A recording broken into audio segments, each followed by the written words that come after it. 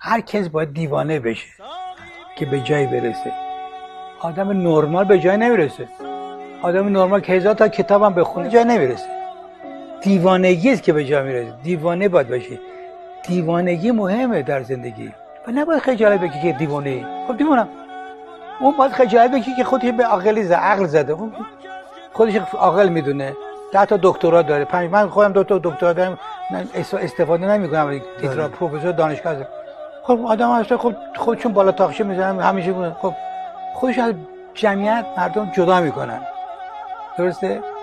ولی آدم باید با مردم عشق بورزد و دیوونه شون باشه و اگه وقتی دیوونه نشی هیچ چیزی خلق نمیشه بدون دیوونه شدن.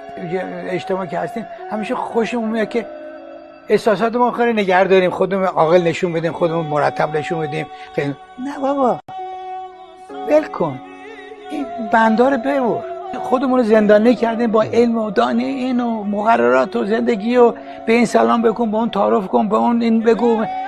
دیگه زندگی نیست، جهنم میشه این دیگه. این چه زندگیه؟ ولی خوش به حال آدمای دیوونه، اونا هم که زندگی لذت میبرن. آدم عاقل لذت نمیبره زندگی، همش خودش رو داره میبینه. دیوونه خوب هیچ دیوانه دنیا رو خراب نکرده. خودخواهی، خودپسندی، اینا رو که دنیا رو به هم. آدم دیوونه کاری با کسی نداره، خودشون تنها زندگی میکنن دیگه.